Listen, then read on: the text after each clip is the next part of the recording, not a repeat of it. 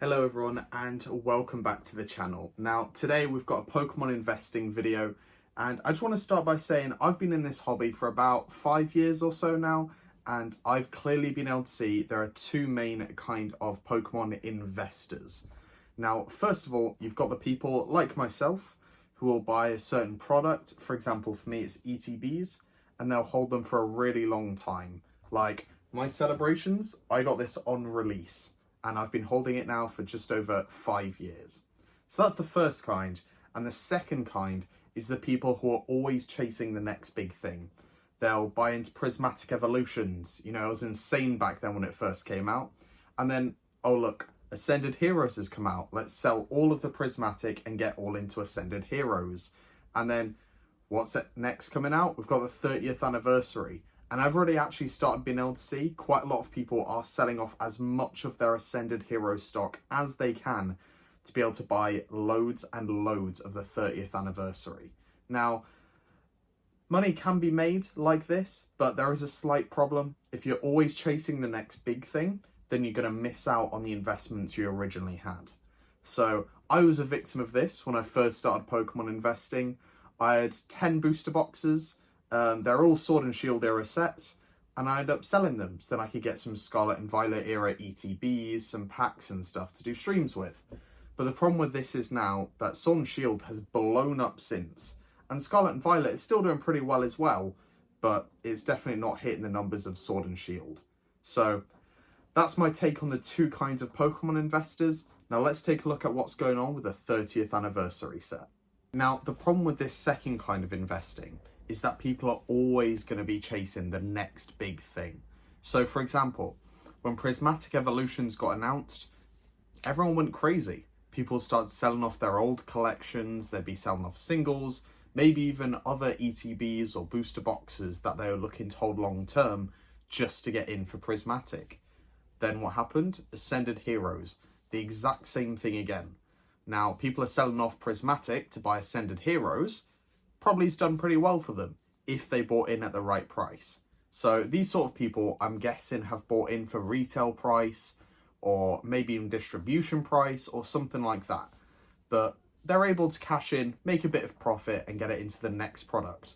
Overall, they're multiplying their inventory while still having a lot of product overall. But the problem with this now is that people are starting to do this with Ascended Heroes against the 30th anniversary. Now, Ascended Heroes, people were talking about, and I thought this as well, was going to be the biggest set we'd see in a long time. We obviously knew that the 30th anniversary was right round the corner, but I still thought Ascended Heroes was going to be the thing for Mega Evolutions era. But having a look at some of these cards, 30th anniversary does look pretty good. Now, I've got a bit of information. I spoke to a lot of my local gaming stores. I've spoken to a lot of retail stores around where I live. And what basically all of them have said is they are getting in tons of 30th anniversary. It really looks like this print run is going to be absolutely massive. Now, not only from that, I'm not just getting my information from talking to people. The Pokemon Center drop. Now, this was yesterday as the time of recording, but that drop lasted a long time. Now, sadly, I wasn't able to get any myself, bit annoying, but I've seen a lot of people have been able to get basically all of the products available, which overall is really good. Like for the average collector, it's really good news. But essentially, yeah, people are selling off Ascended Heroes waiting for this next big set, and it will do well for them. But overall, when it comes to Pokemon investing, not flipping, it will hurt them long term because they've not got as much exposure to several different sets. So for myself, I don't have massive bankroll. I'm not able to be buying cases upon cases of ETBs of a certain set.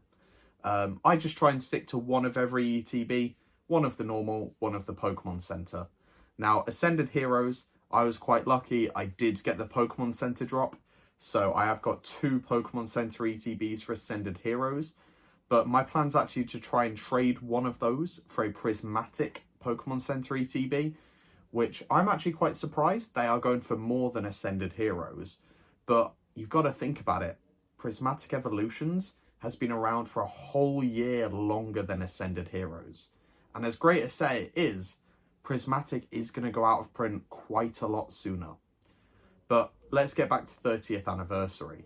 We may see these problems again as the print runs are getting bigger and bigger, more products getting out there. People are going to start hoarding it, but I think because of how much is going to get made, it's not going to do as well in the medium to long term as Prismatic Evolution's Ascended Heroes. I think it's mainly on Prismatic versus 30th. Ascended Heroes is quite nicely in between. It is arguably a better set than Prismatic, but I think Prismatic will do better than 30th, say 5 years down the line. Just because Ascended Heroes, it's nice in the middle, but Prismatic's going to go out of rotation about a year and a half, maybe even 2 years before 30th anniversary, which is going to make a massive difference. So I see people like Nostalgianomics, for example. He's talking about stockpiling Prismatic ETBs, and I completely agree that that is a great thing to be doing right now in terms of medium to long-term growth. But with 30th anniversary, myself, I'm going to be trying to get as much of that product as I can. But the problem with it is that I think because there's going to be so much, that we are going to see probably another Crown Zenith situation where there gets loads on release, it's really hyped, then they keep releasing more and more. And as print waves are getting higher as well, it is going to drop in price. Now, looking at the lineup for this set, I really do think that it's going to get opened massively. I reckon it's going to be Ascended Heroes, Prismatic, Destined Rivals. It's going to be all of those in terms of how much people are opening. But I also think the print run will kind of outweigh that for at least the short term. So that's my views on the 30th anniversary, really. Why don't you tell me down below, what are your thoughts for the 30th anniversary? Do you think it's the best set so far? Do you think Prismatic's going to do better? Do you maybe think the one in the middle, Ascended Heroes, is going to beat both of them long term? Well, let me down below. We can have a little chat about it. And thank you very much for joining into the channel.